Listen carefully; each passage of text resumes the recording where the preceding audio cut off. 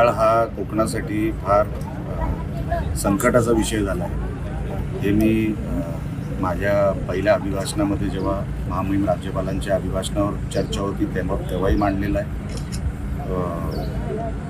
आणि इतर वेळेलाही जेव्हा बजेट सेशन होतं त्या बजेटमध्ये पण तरतूद मिळावी याच्यासाठी मांडला होता। जानेवारीमध्ये सिंधुदुर्ग जिल्ह्याचे पालकमंत्री नितेश राणे यांनी मीटिंग बोलवली या विषयासंदर्भात आणि त्या मीटिंगमध्ये ठरलं की जे क्रिटिकल स्पॉट आहे त्या स्पॉटवर आपल्याला पहिलं काम करणं गरजेचं आहे। त्याच्यासाठी नाम फाउंडेशन पुढे आली, स्थानिक प्रशासनाने त्यांच्याबरोबर काही ॲग्रीमेंट केलं आहे आणि नाम फाउंडेशन आणि सरकार मिळून प्रशासन मिळून आता हे काम हाती घेतलं आहे। रॉयल्टी फ्री काम आहे, म्हणजे असं काय नाही की सरकारला याच्यातून काहीतरी कमवण्यासाठी एक नवीन साधन तयार केलं, असं काय नाही। रॉयल्टी फ्री आपण इथे काम सुरू केलेलं आहे।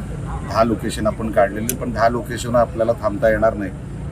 आपल्याला जवळपास मी माझ्या मनोगतामध्ये जसं सांगितलं 95 किलोमीटरचा जर आपण ज्या ज्या गावांमध्ये ही कर्ली नदी वाहते तिकडचा जर आपण संरक्षण भिंत आणि गाळ काढण्याचा विषय हाती घेतला तर जिल्ह्याचा मोठ्या प्रमाणामध्ये हा विषय मार्गी लागू शकतो आणि त्या अनुषंगाने आम्ही पावलं टाकतोय। पालकमंत्री आणि आम्ही सगळे आणि आमचे खासदार साहेब राणे साहेब त्यांनाही सांगून केंद्र सरकारातून डिसिल्टिंग ह्या हेडखाली वर्ल्ड बँक असेल किंवा भारत सरकार असेल मोठ्या प्रमाणामध्ये पैसे ॲलोकेट करतं देतं, त्यांच्या माध्यमातून पण जेवढी मदत आपल्याला केंद्र सरकारकडून इथे खेचता येईल तो प्रयत्न आमचा आहे आणि आज त्याची सुरुवात झाली। त्यासाठी मी प्रशासनाचं, पालकमंत्र्यांचं, खासदार साहेबांचं मनापासून अभिनंदन करतो। 10 लोकेशन आपल्या मतदारसंघातले अति क्रिटिकल जे आहेत ते आपण ऑलरेडी काढलेले आहेत। आता 2 लोकेशनवर आज सुरुवात झाली। येणाऱ्या आठवड्याभरात 10 दिवसात त्या लोकेशनवर आपण काम सुरू करणार आहोत।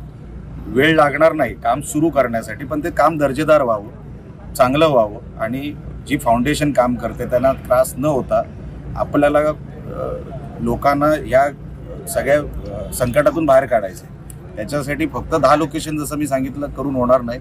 मी शिवापूर ते देवबाग जो स्लोप मिळाला आहे आपल्याला, जे ग्रॅव्हिटीमुळे ज्या काही गाळचा विषय तयार झाला आहे तो सगळाच मला काढून टाकायचा। फक्त मी ह्या 10 गावांपुरतं मी थांबणार नाही। बघा, मला त्यांच्या बुद्धीची कीव येते। त्यांनी उद्धव ठाकरे जेव्हा मुख्यमंत्री होते तेव्हा त्यांनी मेडिकल कॉलेजचा प्रस्ताव इकडे आणण्याचा त्यांनी सगळा प्रयत्न केला। तयारी नव्हती, काही नव्हतं, इन्फ्रास्ट्रक्चर नव्हतं। आज ती मुलं कशी शिकतील, राहतील कुठे, खातील कुठे, कॅन्टीन आहे का, राहण्याची सोय आहे का, काही न बघता फक्त राणेंना टार्गेट करण्यासाठी तुम्ही ते मेडिकल कॉलेज तेव्हा तिथे उघडलं। त्यानंतर पालकमंत्री होते मला असं वाटतं रवींद्र चव्हाण आणि आता नितेश राणे, या दोन्ही पालकमंत्र्यांनी त्या वेळेला मेडिकल कॉलेजला दर्जा आणण्यासाठी सातत्याने मीटिंग घेतल्या। आम्ही स्वतः हसन मुश्रीफ साहेब जे आता त्या खात्याचे मंत्री आहेत त्यांच्या विभागामध्ये जाऊन आम्ही मीटिंग घेतली त्यांच्या अध्यक्षतेखाली की ते चांगलं कसं आहे, विद्यार्थ्यांचं आयुष्य आपल्याला खराब करायचं नाही। अशी एकतरी मीटिंग या लोकांनी घेतली का? ह्यांचं काही कॉन्ट्रीब्युशन आहे का मेडिकल कॉलेजला चांगलं करण्यासाठी? अहो, तुम्ही कधी खासदार फंड दिला नाही त्या विषयासाठी, कधी आमदार फंड वापरला नाही त्या विषयासाठी, तुम्हाला नैतिक अधिकार काय? आम्ही जे जोडायचे ते जोडतोय आणि मी जसं म्हटलं त्यांना मला त्यांच्या बुद्धीची कीव येते ह्याच्यासाठी की एवढं लक्षात ठेवा, ह्या जिल्ह्यात अजून 50 मेडिकल कॉलेज आले ना तरी ॲडमिशन फुल होतील। लक्षात ठेवा, त्यांना अजून माहीत नाही, कारण का शिक्षणाचा प्रॉब्लेम आहे ना, त्यांना माहीतच नाही। 50 अजून आले तरी ॲडमिशन फुल होतील, ही परिस्थिती आपल्या देशाची आहे। आपण 135 कोटीच्या देशात राहतो, सेंट्रलाइज ॲडमिशन आहे। कोणीतरी शिकवा त्यांना, आम्ही शिकून थकलो, तुम्ही तरी शिकवा पत्रकार म्हणून। सर, लोकसभेमध्ये वक्फ बोर्ड विधेयक जे आहे त्याच्या दुरुस्ती संदर्भात काल लोकसभेने मंजुरी दिली आहे, आज राज्यसभेत मांडलं जाते, पण मात्र यामध्ये पाहायला मिळतंय उभाटाचे जे काही खासदार आहेत ते त्याला विरोध करताना दिसतात। नाही, उभाटा हा पूर्ण पक्षच दुःखात आहे। वक्फ बोर्डची जमीन ही आता लिगलाइज झाली, त्याच्यामध्ये लीगल फॉर्मॅट आला, हे उभाटाला ते पचतच नाहीये। म्हणून त्यांनी काही खासदारांनी नाही ते म्हणतात ना, बाप मेल्यासारखी परिस्थिती झाली आहे उबाटाची. वक्फ बोर्डचा नवीन कायदा आल्यानंतर त्यांच्याकडून तीच अपेक्षा आहे.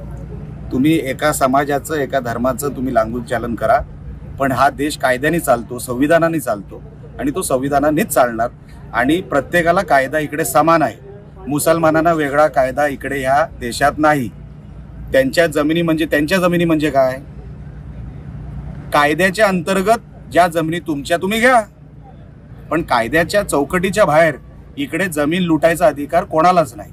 आणि उद्धव ठाकरे आणि त्यांच्या पक्षाला किती जरी वाईट वाटलं असेल तरी वक्फ बोर्डाच्या जमिनी ह्या कायद्यानीच इकडे चालणार. हा देश कायद्यानीच चालणार. साहेब, अवकाळी पाऊस झालाय 4-5 दिवसात सिंधुदुर्ग जिल्ह्यामध्ये. आंबा, जांभूळ आणि काजूचं नुकसान झालंय. मागणी होते की नुकसान भरपाई द्यावी? आता त्यांचे पंचनामे चालू आहेत. प्रशासनाशी आमचं बोलणं चालू आहे. एकदा पंचनामे जाऊ द्या, त्याच्यानंतर योग्य ती भरपाई मिळणार आपल्याला. साहेब, असुद्दीन ओवैसी यांनी हेच वक्फ बोर्ड विधेयक आहे ते फाडलं आहे लोकसभेमध्ये. बाहेर फाडायला काय किंमत आहे? हे देशाचे कायदे मानत नाही ना, याचा अर्थ आहे. तुम्ही विधायक फाडताय म्हणजे ते कॉन्स्टिट्युशनल डॉक्युमेंट आहे आणि तुम्ही कॉन्स्टिट्यूशनची वार्ता करता. तुम्ही कॉन्स्टिट्युशनल डॉक्युमेंट फाडल्यानंतर तुम्ही हातात संविधान घेऊन जे काय तुम्ही दाखवताय ना, त्याचा रिस्पेक्ट ठेवताय का? तुम्ही बाबासाहेब आंबेडकरांचा अपमान करताय, त्या संविधानाचा अपमान करताय. विधायक फाडणं म्हणजे काय? तुम्ही एक हे फाडताय, कॉन्स्टिट्यूशनचं एक डॉक्युमेंट फाडताय. हेच तर चाललंय.